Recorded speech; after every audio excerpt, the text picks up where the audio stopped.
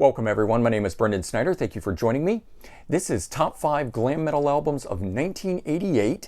Now, whether you're referring to this genre as glam metal or hair metal or, whatever your term of choice is, essentially it really kicked off in 1986, but by 1988, it was in full steam. And these bands here, I believe, really solidified the sound of the era and left an incredible mark with their classic albums. And we're going to dive into all that and go through the top 5. But before we do, if you're new to my channel and you haven't already hit the subscribe button, please click the button. Also leave a comment, hit like, all those things help support my channel. I would greatly appreciate it. And if you know someone that would like this video, please share it with them, help get the word out that way. And as I always say, by subscribing, you'll be able to stay up to date on all that's going on in the world of music, just like this with Top 5 Glam Metal Albums of 1988. And on a side note here, I just want to say I use the term glam metal because it was a term that was actually used during the era. Hair metal, hair bands, those terms did not exist at the time. They came later after the movement. And terms like hard rock and heavy metal are simply too general. They also don't define the time or the era from which these bands came from. So that is why I use the term glam metal. I've got 3 honorable mentions that I want to talk about before we do the top 5. And first up is Ratt and their 4th studio album, Reach for the Sky. Definitely one of the originators of the dirty sleaze rock genre and sound. This album here in particular featured the huge hit Way Cool Jr. on it. But internally, the album itself was problematic for the band. Their first producer didn't work out on it, and they brought in Beau Hill, who they had worked with previously, to clean up and fix the album. And I think in part that's why the album is an inconsistent album for Ratt. It ultimately did go platinum, but that inconsistency in the album is why it is not in my top 5. I am a huge Ratt fan, and I love all their other stuff, but this album here in particular I just feel is not up to par for Ratt standards, although a great album nonetheless. Okay, the other, another honorable mention that I want to make is Kix and the album Blow My Fuse. This is their 4th studio album and was produced by Tom Werman, who's worked with Motley Crue, and it certainly helped, I think, on this album here. They're one of the more straight-ahead rock bands of the era. It did feature the number 11 Billboard Hot 100 single, Don't Close Your Eyes, but it also featured a really big radio single in the song Cold Blood. I heard that thing everywhere at that time. It was on MTV as well, but I mean, it was just a huge radio single. The album itself ultimately was certified platinum, so great big album for them as well. And the third and final honorable mention goes to LA Guns and their debut album. Notable members for this group, Phil Lewis on vocals, who comes from the band Girl, and Torme. And then you've got Tracy Guns on guitars, who of course was the original guitarist for Guns N' Roses before Slash. This is one of the heavier bands of the era, and the album itself I think is a really good balance between the more commercial songs and the heavier compositions that they do. And it featured some really classic tracks on here. One More Reason, Electric Gypsy, and Sex Action, just 3 really classic LA Guns songs, and ultimately the album itself would be certified gold. And so here we are, now we're at the top 5 countdown, top 5 best glam metal albums of 1988, and coming in at number 5, we've got Brittany Fox and their debut album. It featured 2 former members of Cinderella. You got Michael Kelly Smith on guitars and Tony Destra on drums.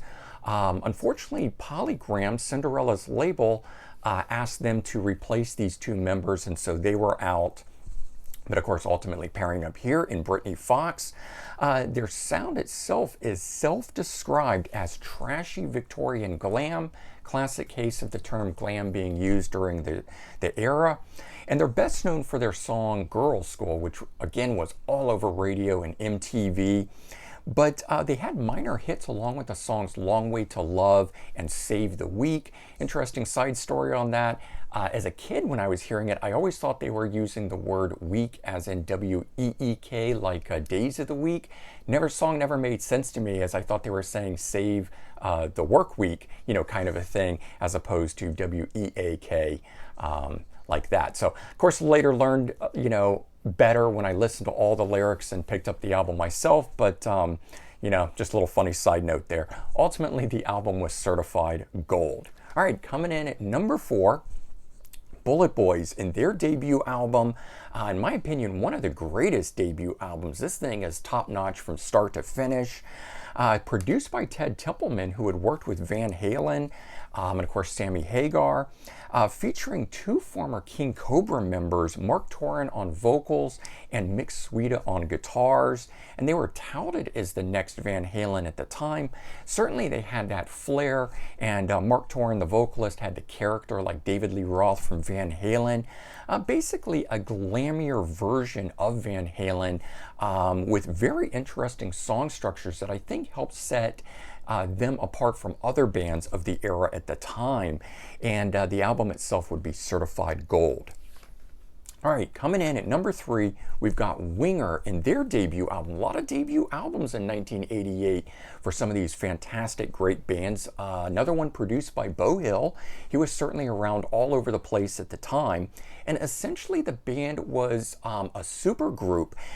Featured Kip Winger on bass and vocals, and he came from Alice Cooper's band. And then you got Reb Beach on guitar, who was a heavy in-demand session musician and recorded with a lot of great bands at the time. Certainly, and he goes on to play with Dokken and White Snake and a whole bunch of other groups and stuff later on. You've also got Rod Morgenstein on drums, who came from the Dixie Dregs, and Paul Taylor on guitar and keyboards, who toured with Aldo Nova. He appeared in his Fantasy music video, and he also toured with Alice Cooper as well. So a lot of big name guys within this. It certainly all came together for them. The band combined elements of metal, progressive rock, and glam all into one style here, but it was very radio friendly, and I think that was the thing that was different from a lot of other bands of that era, and featured 3 really big songs, but they had 4 hit singles off of it. Madeline, and then 17, which went to number 26 on the Billboard Hot 100. Headed for a Heartbreak, which went to number 19 on the Billboard Hot 100. And Hungry, which didn't go as high, but still charted at number 85 on the Billboard Hot 100. And the album itself was ultimately certified platinum. And I just wanted to point this out if you've never noticed this before or never knew why. But down here at the bottom, it says Sahara. And the band originally wanted to call themselves that, but there was another band that was called Sahara. So they went by Winger, and they wrote that on the album as a reference. I'm surprised they didn't call the album Sahara, but that's why that's there at least, and it is a self-titled album otherwise. Okay, coming in at number 2, we've got Cinderella and Long Cold Winter, second studio album, and absolute fantastic release from them. The band, of course, features Tom Keifer on vocals, guitar, piano. He's the main songwriter and, of course, leader of the group itself. And if you question that at all, just listen to Tom's 2 solo albums. I have done a comparative review of those, and we'll put a link to it in the description below. But, those albums sound like Cinderella. With this album here, moving on from their debut, Night Songs, they began to really move away from the glam metal sound and image and into that more blues rock oriented direction that we all know them for. The album itself had 4 charting hits on it, all going into the Billboard Hot 100. You got Gypsy Rose, which went to number 51. Don't Know What You Got Till It's Gone, which went to number 12. Coming Home, which went to number 20. And then The Last Mile, which went to number 36. And I always find that interesting. Top 40 hit for that song, and yet it's the song I hear the least played anywhere. But I guess when you have really, really big, high charting songs like those first 3, Gypsy Rose, Don't Know What You Got Till It's Gone, and Coming Home, maybe one of the other ones is going to get dropped off in place of it. The album itself was certified triple platinum, 3 million in sales. Pretty amazing there. All right, and coming in at number 1 for our top 5 glam metal albums of 1988. We've got Poison and Open Up and Say Ah. Absolute, stunner here. Second studio album for these guys. Peaked at number 2 on the Billboard 200 album chart. The original album cover, which is this here, was problematic and caused a lot of controversy at the time and was ultimately censored. And if you had an album from back in the day, you know that they put black bars across all of it except the woman's eyes. I'm not really sure what was so controversial other than maybe this just was kind of devilish looking sort of a thing. But ultimately, yeah, it was censored, and it wasn't until here when they did this 20th anniversary edition of it re-released that they put the full album cover on it. Unless, of course, if you guys remember BMG and Columbia House, one of those music clubs at the time, you got the 8 CDs for a penny kind of a thing. If you had ordered it from them, you got the original album cover, and I remember joining that group just in order to order that album to get the original one back then. But of course, I've got the 20th anniversary remastered edition now. So, the band itself is a glam metal band at its truest sense, probably more than any of the other bands that were part of this, both in image and sound. But again, their music was very pop, or had a very pop quality to it, setting itself apart from a lot of these other bands. And they had 4 huge charting hits off of this thing. Nothing But a Good Time went to number 6 on the Billboard Hot 100. Fallen Angel went to number 12 on the Billboard Hot 100, and then Every Rose Has Its Thorn, number 1 hit for them on the Billboard Hot 100, of course, and it lasted for 3 weeks on the chart. And then Your Mama Don't Dance, top 10, number 10 hit for them on the Billboard Hot 100, and the album itself was ultimately certified 5 times platinum. So pretty big album for them. And ultimately, all 5 of these absolutely fantastic glam metal albums of 1988. I hope you guys enjoyed this.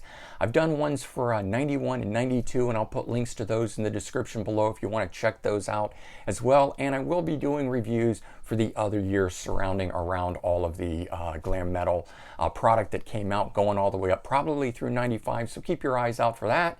Again, hope you enjoyed this. Please leave your comments. Let me know your thoughts. I hope everyone has a great day, and I'll talk to you all real soon. Bye-bye.